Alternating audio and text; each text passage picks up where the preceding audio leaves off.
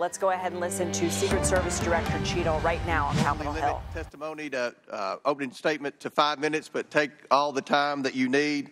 Obviously, the rules that we will abide by. When you're finished with your statement, we will then turn to questions. Each member will have 5 minutes.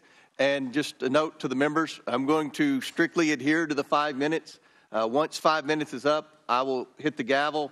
If the director is in the process of answering a question, we'll certainly let her finish her answers, and then we will move on. We're going to have about 100% attendance here today, plus a few additional add-ons. So this will be a very lengthy hearing, and we want to make sure every member gets their 5 minutes uninterrupted to be able to ask these important questions in this very bipartisan hearing today. I now recognize Director Cheatle for your opening statement. Thank you. Good morning, Chairman Comer, Ranking Member Raskin, and distinguished members of the committee. My name is Kimberly Cheatle, and I am the Director of the United States Secret Service. I appreciate the opportunity to appear before you today. The assassination attempt of former President Donald Trump on July 13th is the most significant operational failure of the Secret Service in decades, and I am keeping him and his family in my thoughts. I would like to offer my sincerest condolences to the family of Corey Comparator, a former fire chief and a hero who was killed in this senseless shooting. I would also like to acknowledge those who were injured in Butler, David Dutch and James Copenhagen, and I wish them a speedy recovery.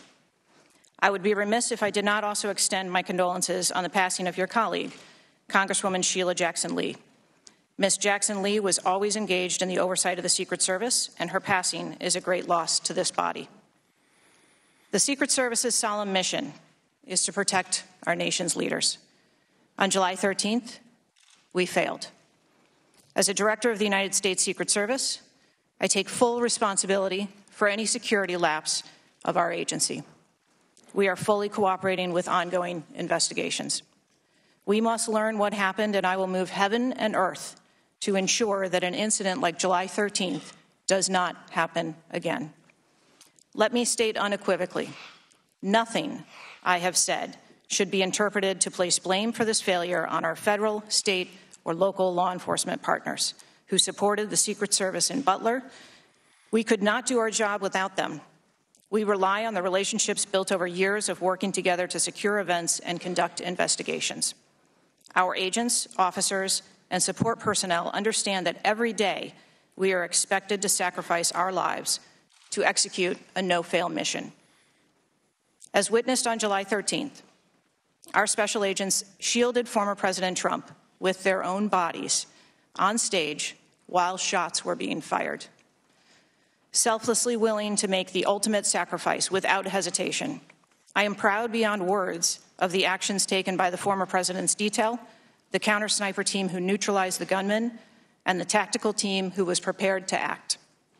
I will be transparent as possible when I speak with you, understanding, though, at times that I may be limited in providing a thorough response in this open setting due to associated risks with sharing highly sensitive protective methodologies. I do not want to inadvertently provide you today with inaccurate information. Since January 1st, 2024, the Secret Service has successfully secured over 7,500 sites. Every protective advance comes with its own set of challenges and requires a customized mitigation strategy, including specific assets. Security plans are multi-layered, providing 360 degrees of protection. These layers include personnel, technical, and tactical assets, which are a force multiplier for our protective posture.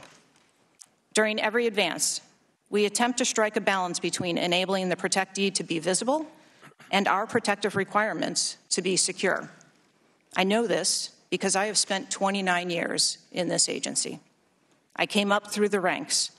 I've secured events for every president since President Clinton, supervised on Vice President Cheney's detail, led our training center, oversaw all of the investigations and protective visits in the state of Georgia, supervised on Vice President Biden's detail, and the agency's entire protective mission during the Trump administration. The comprehensive advance process involves collaborative planning between our Secret Service, the protectee's staff, local law enforcement partners, and the level of security provided for the former president increased well before the campaign and has been steadily increasing as threats evolve. The security plan included a full assessment of the Butler Farm showgrounds to identify security vulnerabilities and craft a security plan for the protectee, attendees, and the public. Immediately following the assassination attempt, I directed the activation of my crisis center. I assembled my executive team to begin surging more protective resources to the former president and to ensure the wellness of our people post-incident, all while securing an active crime scene. I immediately ordered a reevaluation of the Republican National Convention security plan, and I increased the security posture in the National Capital Region for all permanent protectees and sites. At the same time, I initiated a mission assurance investigation within our agency. I have instructed my team that all necessary resources will be dedicated to investigating these matters.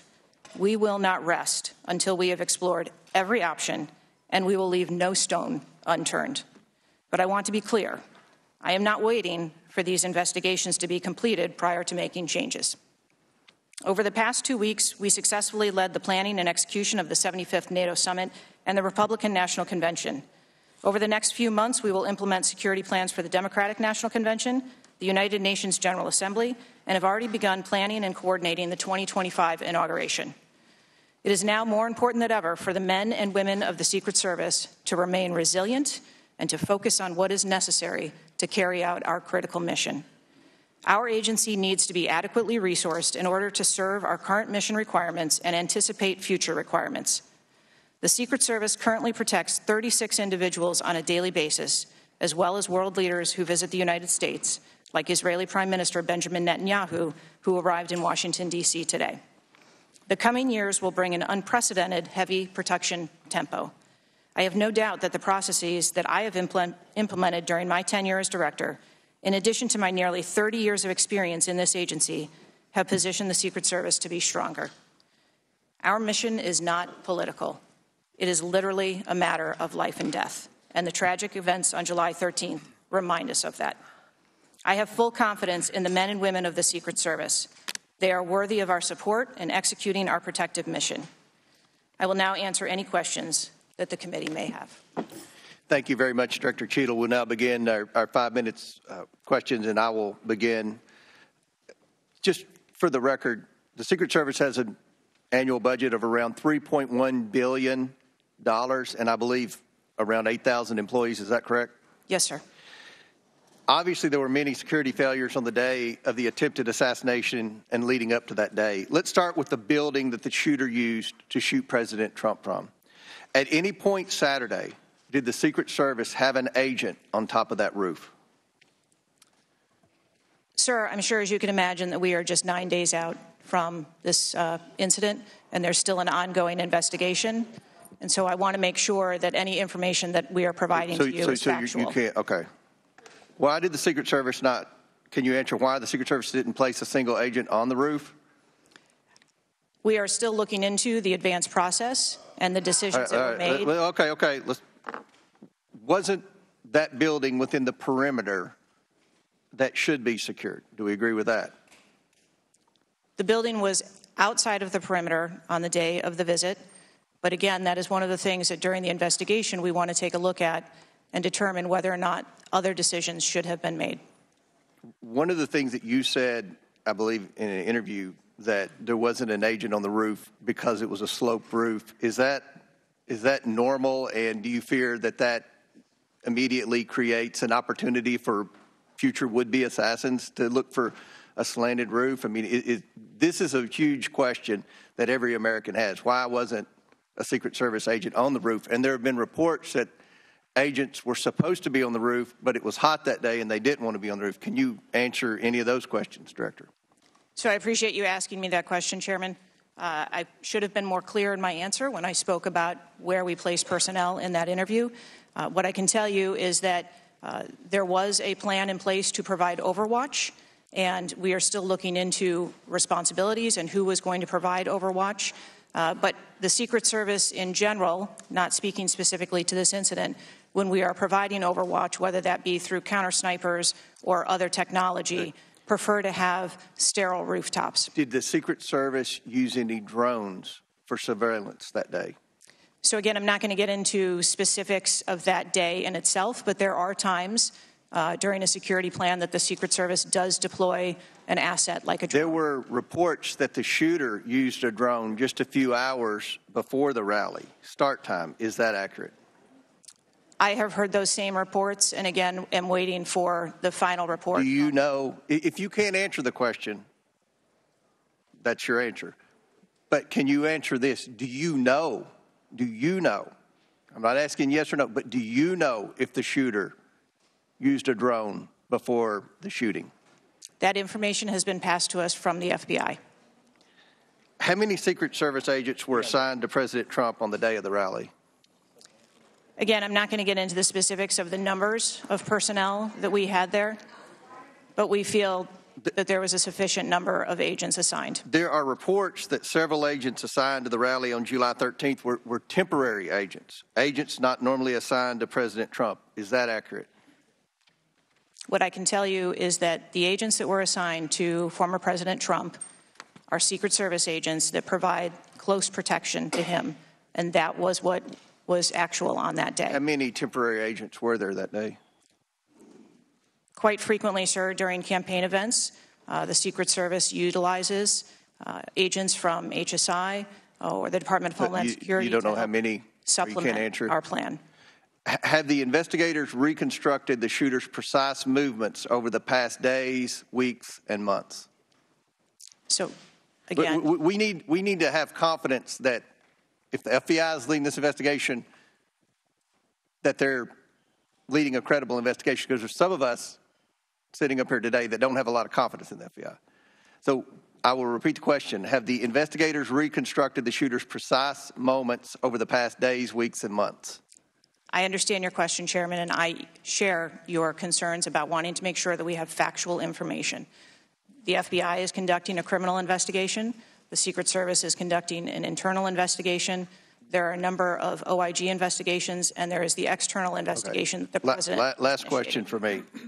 Before July 13th, had the Trump detail requested additional resources?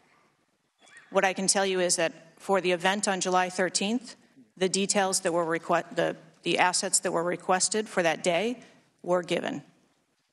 Okay. My time has expired. Chair now recognizes Ranking Member Raskin for 5 minutes. Thank you, Mr. Chairman.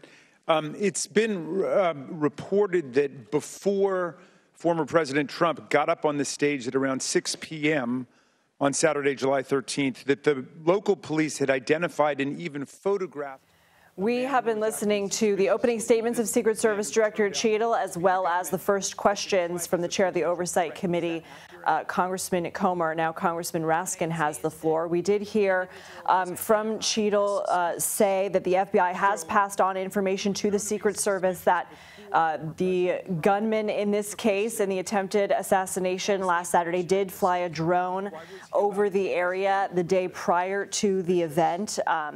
Didn't confirm it was the day prior, but she confirmed that the FBI has passed on information about the gunman flying a drone over. And she also said that while they will be looking, of course, at all of their procedures that day, that they believe that they have the sufficient number of agents at the event that day. Let's bring in CBS News national security contributor Samantha Vinograd with us to provide some analysis. She was also the Assistant Secretary for Counterterrorism and Threat Prevention at the Department of Homeland Security during the Biden administration. Sam, we know Cheatle's going to face some tough questions.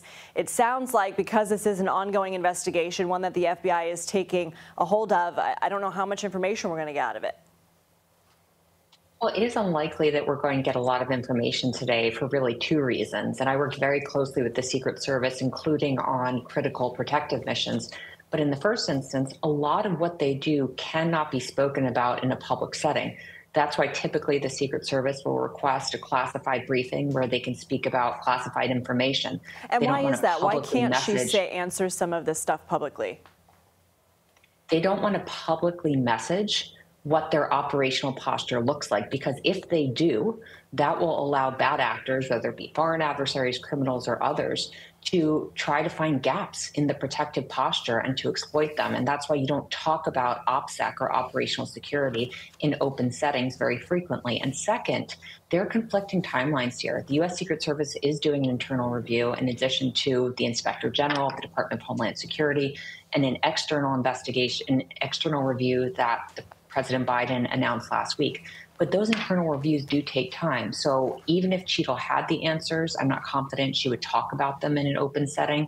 But I'm also not convinced that they have a full picture yet of the perpetrator, his movements, as well as what went wrong from a protective perspective.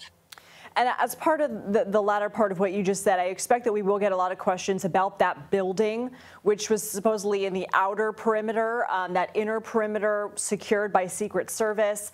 We've been reporting that an outer perimeter was supposed to be in the purview of local law enforcement that Secret Service partnered with. We did already hear a question about that. What questions do you have about that specifically?